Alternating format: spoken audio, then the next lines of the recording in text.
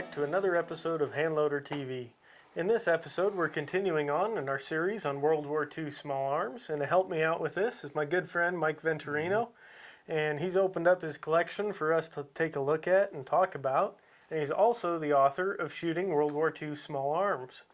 So we got two rifles here, Mike. Both of these rifles were actually World War I rifles, but we used them extensively in World War II. A lot of people think that the 1917 wasn't used in World War II. There's photographs proving it was. And besides that, the Philippine Army, when the Japanese attacked, the Philippine Army were equipped with 1917s. Really? And this is funny. When Winston Churchill came to visit President Roosevelt at the very beginning of the U.S. involvement in World War II, he begged for armaments, for help.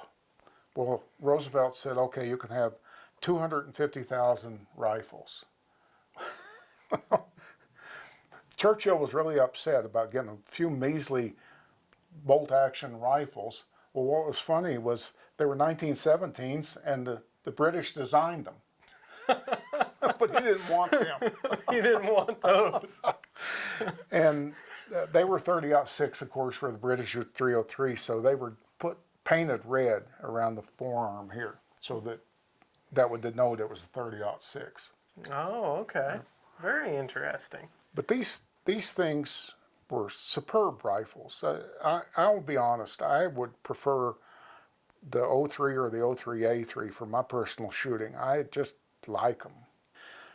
This bolt-action 1903 Springfield is one of my very favorites. It's not the favorite.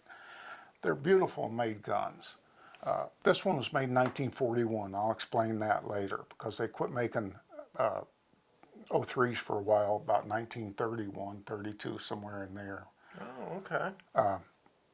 But it fired with a 5-round stripper clip, which went in here, you pushed the rounds into the magazine, and then when you closed the bolt, it pushed the stripper clip away. Springfields were built to have this cutoff device. It's kind of a silly thing if you ask me. If it's in the middle, you can take the bolt out. If it's down, you can shoot single shots. Just throw the cartridge in there and it'll chamber and fire.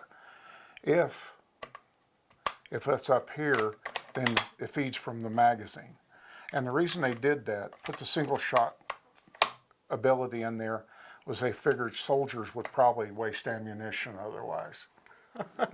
So it's a money-saving device for them. You got to remember the generals in charge in 1903, they grew up in the muzzleloading era and the trapdoor Springfield era with single shots. They didn't think guys needed to shoot a lot of ammunition. This rifle, as I said, was made in 1941. War clouds were brewing up. The United States military knew they were going to be in World War II.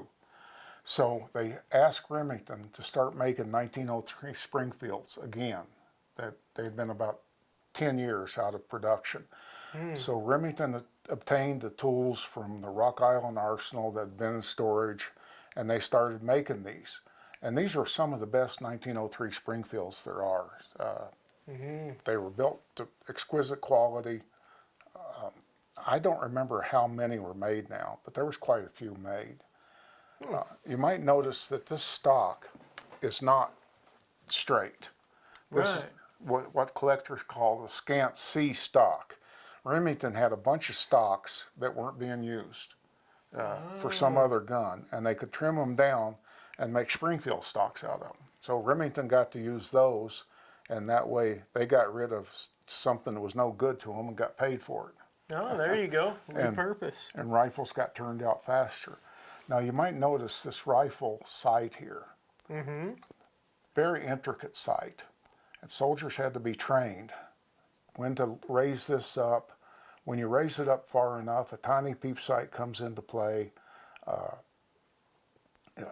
You have to have really good eyes to use it. It's got a windage adjustment here. They said, people have written that the United States built a target rifle and then made a military rifle out of it. I've heard that. That's yes. right, yes. And it really is a very good rifle if you have the sight vision for it. I don't have it very much anymore. But about 15 years ago, I took my other '03 to Raton, New Mexico. I was going to shoot in a Black Powder Silhouette Nationals, but I got there early so we could play around a little bit. Uh-huh.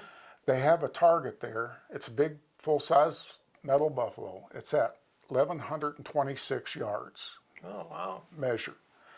And so somebody said, can you hit that with that old Springfield? I said, I don't know. Well, we'll try. So we sat down. I had a friend spotting for me, raised the sight up to where it said 1,100 in here, and started shooting. I had to do some finagling with it. He was spotting with a good scope for me. Once I hit that buffalo, I hit it 5 shots running with these sights, open sights, and I think I was probably shooting my own ammunition. That helped. Oh, yeah, for Yeah. sure. But that beats it all right there. That's very impressive. 26 yards with a bolt action 30-06. Made in 1941. Made in 1941. These things are beautiful rifles. Now, the problem in World War I wasn't that we didn't have the ability to have guns. We just hadn't done it.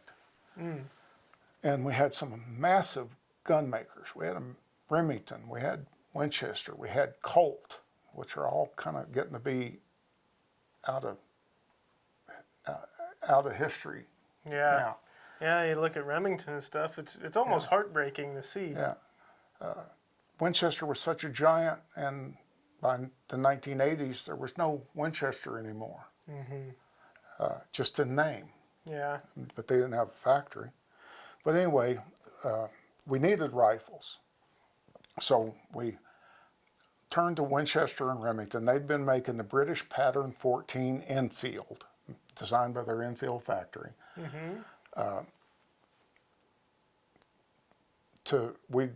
They'd made over 1 million of them in 2 years. Winchester, Remington, and an auxiliary plant of Remington's called Eddystone. Oh, okay.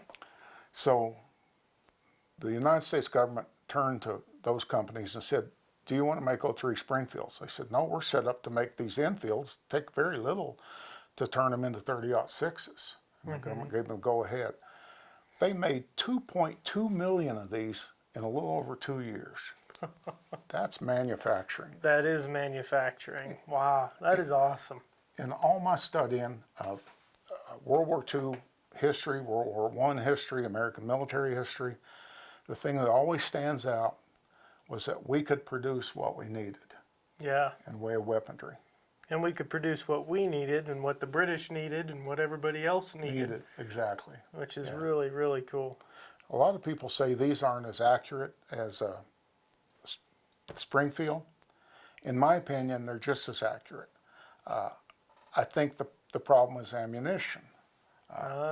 Again, I'm proud of my reloading ability.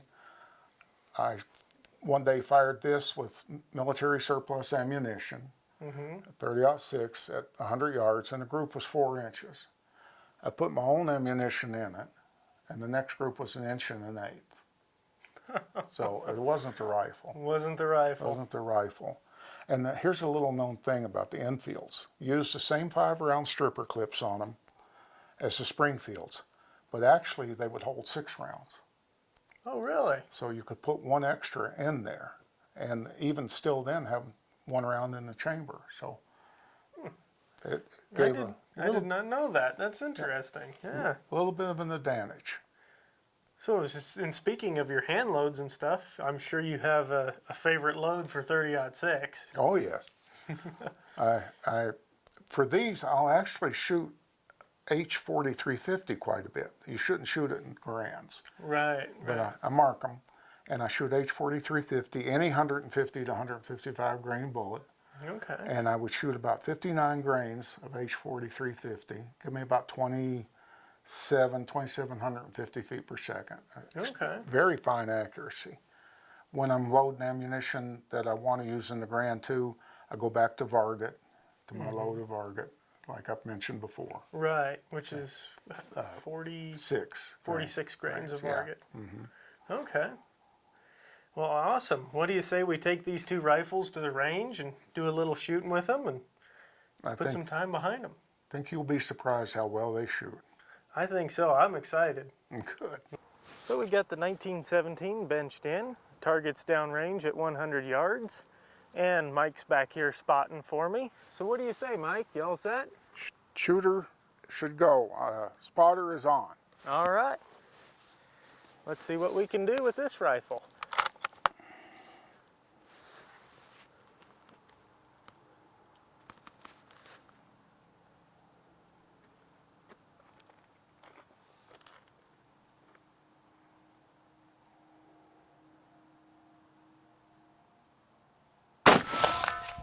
Okay. High center, perfectly center. High center. Hold the same thing. Okay.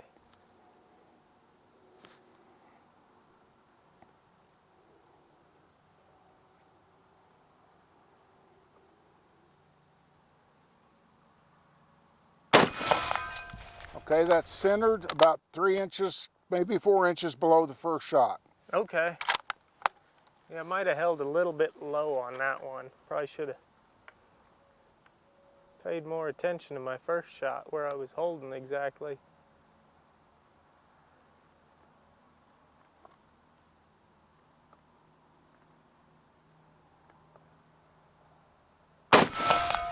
That's 1.5 inches left of your second shot. Okay.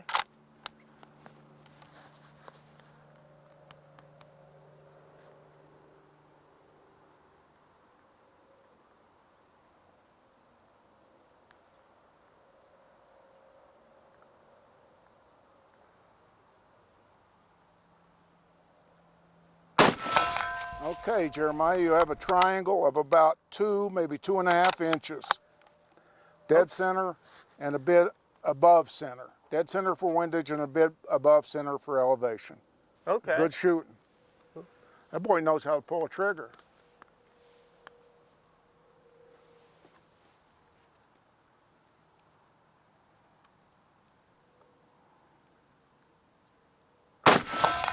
Hit your last shot.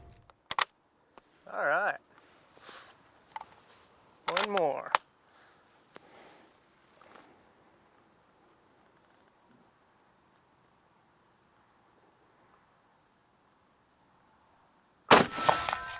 That almost hit your last shot. I finally got a consistent hold. I paid more attention to where I was holding, and that helped a lot. Well, people often said the 1917s weren't as accurate as the 03s. When you feed them good ammo, they're pretty darn good. I would say so, and the front sight blade is pretty thin. You get a really precise point of aim with that, and I kind of like that. I'd say it's thinner than the M1 Grand we shot in another video. But what do you say we get the 03 and see how that does? You bet. So now we have the 1903 benched in, and the target's still downrange at 100 yards, and Mike's still spotting for me. You all set? All set, Jeremiah. Okay, let's see what the 03 can do.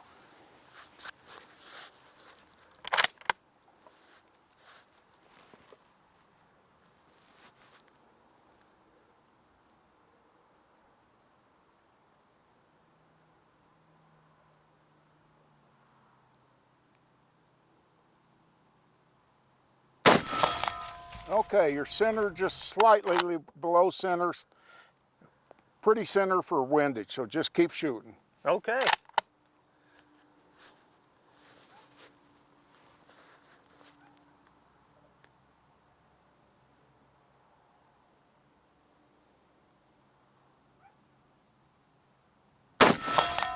One inch away from the first shot. 1 inch away.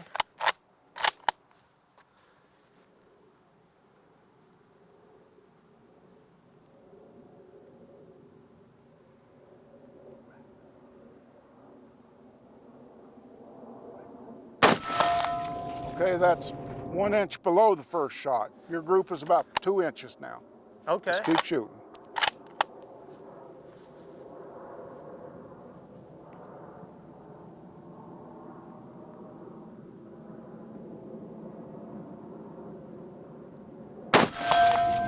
Okay, you drifted to the left about 2.5 inches on that shot. You still have a group. Yeah, that one was probably me a little bit.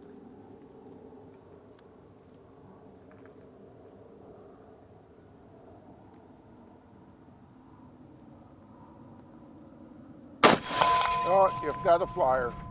That went high. That made the group about 5 inches. All those machine guns and all the other rifles we've been shooting might be catching up to me a little bit. But still, a pretty accurate rifle, I'd say. More accurate than I am today, that's for sure. And you said this rifle's 100 years old this year, right? This year. It was made in 1921. Oh, wow. That's pretty neat. So we're back from the range now after shooting all of these infantry rifles individually, and we'll have separate videos covering each of these. But I thought for the end of each of those, we'd talk about them as a whole and kind of compare and contrast. And you may notice that one of these infantry rifles is missing. And that would be the 1903 Springfield.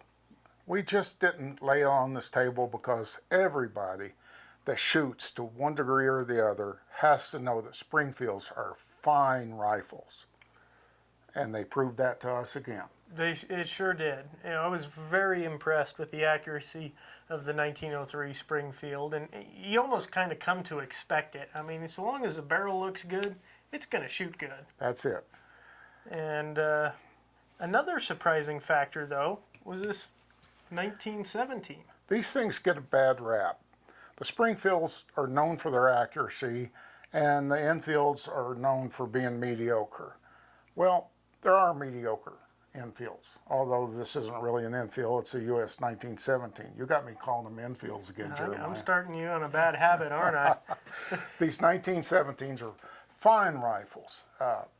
This thing shot just as good as you could expect most sporting rifles to shoot. The quality is excellent. This is made by Remington, by the way. Winchester made them, and then a subsidiary of Remington made them that was called Eddystone. The Remingtons are fine rifles, and we proved that when Jeremiah was shooting them on steel targets. Yeah, I was really impressed with it. And as far as the sights go, I actually kind of prefer these sights a little bit over the 1903 Springfield sights. Not to say I couldn't hit or didn't shoot well with the 1903, but these are nice sights. They're good sights. They were British designed. Yeah. I hate to give them much credit, but they did design the sights. Well, they designed the whole rifle. But I much prefer these sights to open sights. Me too. And they are a British designed rifle, and that's kind of where that Enfield name came along. That's right. But they are a 1917. It's good to clarify that. There's one thing I have to stress. Most people are going to look at this Carcano in here and say, what in the world are they doing with that? Those Carcanos are junk. Well, they're not. They got a bad rap worse than the Remingtons. Most people have been shooting junk ammo in them. It's 6.5 millimeter, so they're shooting .264 diameter bullets in them. The Carcanos are made for .267 diameter bullets or 268 diameter bullets. How'd this one shoot for you? I was really impressed with it. Yeah. It's a clunky gun. It's no Springfield. It's no Mauser. But they will shoot. They are not junk. Well, you know, to make a comparison, even though we didn't shoot the Mosin infantry rifle version, we did shoot the short rifle, the carbine. The action, comparing the action and stuff and the workings of that, I would take the Carcano over the Mosin any day. In all honesty, I really liked it. And then, of course, we have the darling of the U.S. military in World War II, the M1 Grand. Yes, nobody can fault an M1 Grand. I think if you went around a bunch of World War II veterans and you made snide remarks about the Grand, you'd get beat up. Yeah, I believe it, and probably rightfully so. You know, it is an amazing rifle. And one thing we should really stress, these are old rifles. The 1903 that we shot on the range was 100 years old this year. And this 1917 is at least 102 years old. At least 102. Could be 104. So they shot wonderfully. Maybe not to your target rifle standards at Camp Perry, but compared to most American sporting rifles, they shot very well. I agree. I was very happy, very surprised, especially with the Carcano and the Enfield. Like those two were the big ones. So on that note, we think we'll close this video, and I want to thank you guys for watching. But I also want to thank Mike. You opened up your vault to us, your home, your range, your shooting shack, and you allowed us to come out here and film and show everyone just how neat these old World War II rifles are. So I really appreciate that. Jeremiah, your enthusiasm has given me more enthusiasm. And I just want to thank you for being here. And I want to tell people, this young man is the future of guns and people like him. Well, thank you, Mike. That means a lot coming from you. And before I forget, I also want to note, if you want to learn more about these rifles, Mike has showed me so much just in the time that I've been here, and we haven't even been able to scratch the surface. There is so much more to these neat old rifles.